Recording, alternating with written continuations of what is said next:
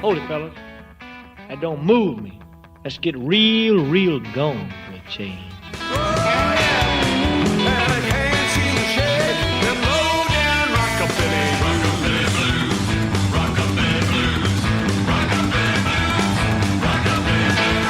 It's time to get real gone on the Rockabilly and Blues Radio Hour.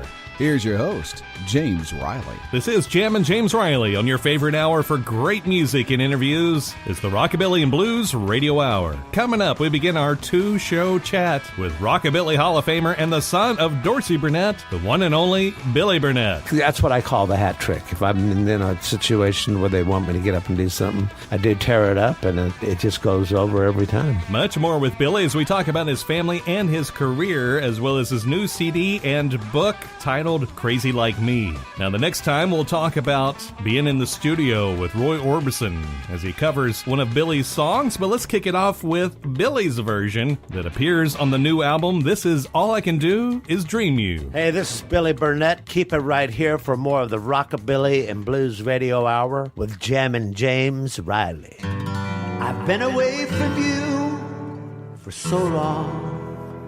Still, every time I think of us, I get blue. But all I can do is dream you.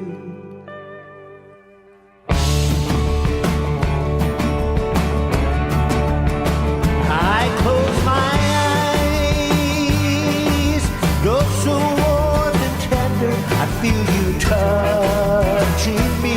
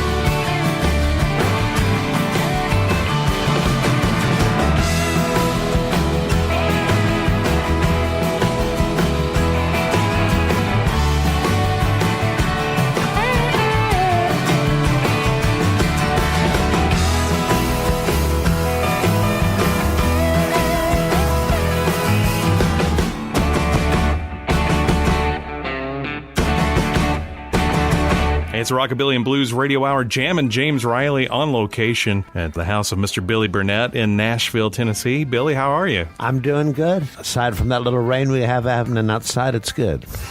I always get a little nervous when we get a lot of rain out here, and I know God. you do too. In fact, I'm in my studio now, and this whole place was flooded during the big flood of whenever that was. Yeah, it was about 5 years ago. Yeah. We want to talk about your new book and CD, Crazy Like Me. The book is titled Crazy Like Me, From Memphis and the Rock and Roll Trio to Fleetwood Mac. Lots of great stories in here. I couldn't put it down. We won't give away all of the stuff in the book, but we definitely want to talk about that. And the tie-in with the CD, which is really cool. Well, it's called Crazy Like Me because we're all crazy. Absolutely.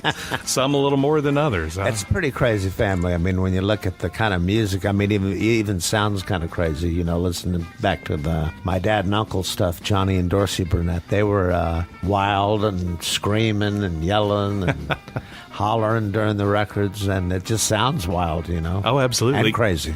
Well, you know, it's interesting, and this is a great place to start. I was just having a conversation with Dale Watson not too long ago. He had found out about the Rock and Roll Trio from Jim Heath, Reverend Horton Heat. He had been staying with him, and Jim was going to rehearsal and said, hey, just listen to some records, and he found this Rock and Roll Trio, and he's like, oh, yeah, I've heard of these guys. Put it on, and it just changed his world, you know. Wow. Same, you know, of course, I knew your dad's solo stuff. I knew Johnny's solo stuff, but the Rock and Roll Trio sort of wasn't on my radar until it was Dion, actually. I was doing some promo stuff with him several years ago, and he kept referring to them, and it made me look it up. I was like, how in the world was this not on my radar? But just, it's amazing. You know what's funny about that, too, from myself, he didn't really play too much of that early stuff around the house. My dad did. Yeah.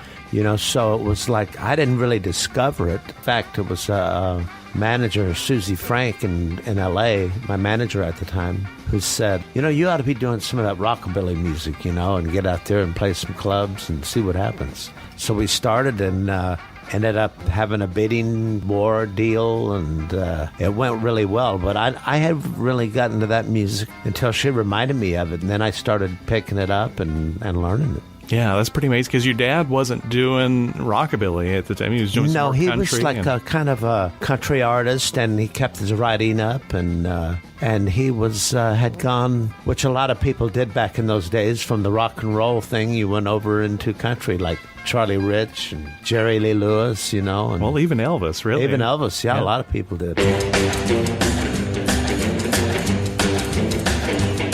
Well, it's a rockabilly boogie, a rockabilly boogie, a rockabilly boogie, a rockabilly boogie, a rockabilly boogie tonight. Well, I know a little spot on the edge of town where you can really pick 'em up and set 'em down. It's a little place called a hideaway. You do the rockabilly to the break of day. Well, it's a rockabilly boogie, a rockabilly boogie, a rockabilly boogie tonight.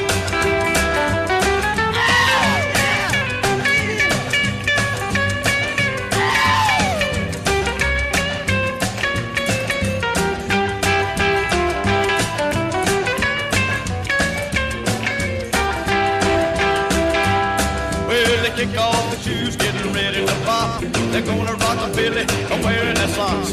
You really ain't, you feel the thrill. So come on, little baby, do the rockabilly bill. A rockabilly boogie, a rockabilly boogie, a rockabilly boogie tonight.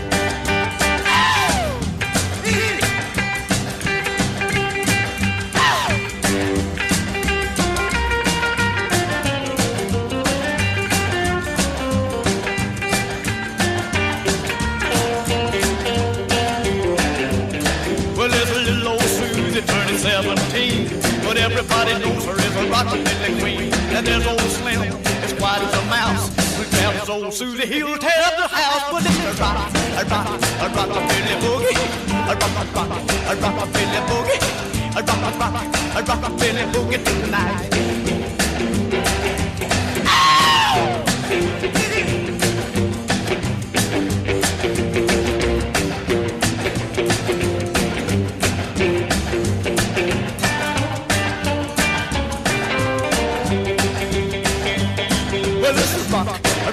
A rockabilly boogie,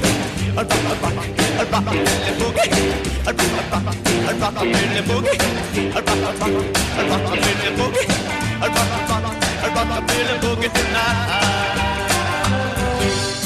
From the 1956 album Johnny Burnette and the Rock and Roll Trio, that's Rockabilly Boogie, a song written a few years before that for Johnny's son Rocky and Dorsey's son Billy. Now we're talking to the Billy of Rockabilly Boogie this week, and next we're on location at Billy Burnette's home in Nashville, Tennessee.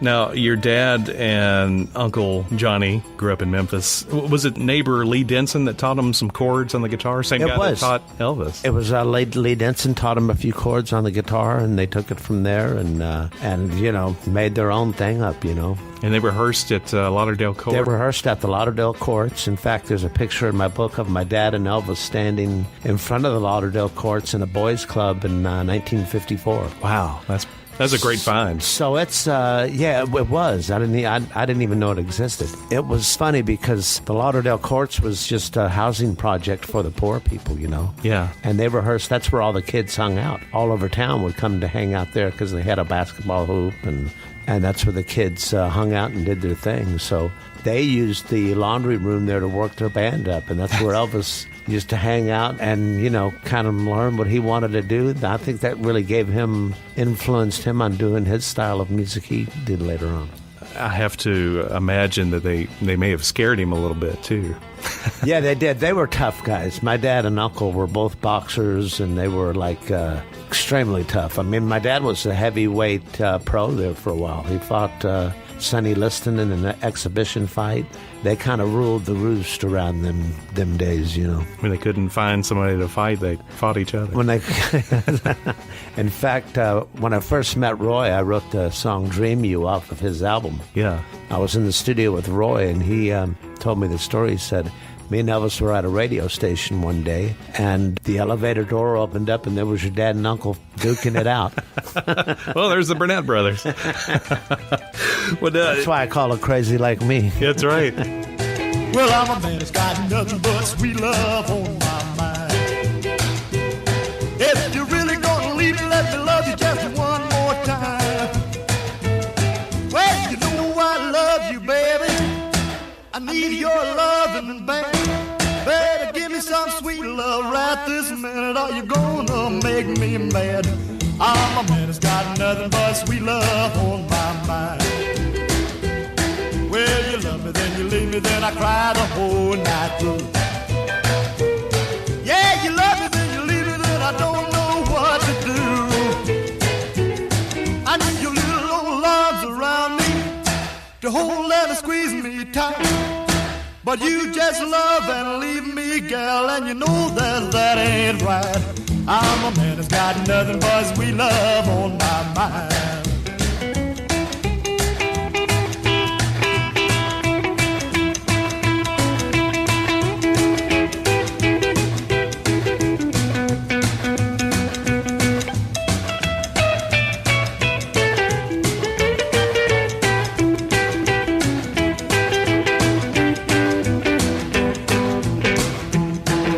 A man that's got nothing but sweet love on my mind. When I want you love me, baby, and I know I want you lose my mind. Well, you know I love you, honey, but you don't treat me right. Better give me just a little bit of your sweet loving, or we're gonna have a big fight. I'm a man that's got nothing but sweet love on my mind. Well, the river looks cold and the bottom is a long way down. If you're really gonna leave me, that's where I'm gonna be found.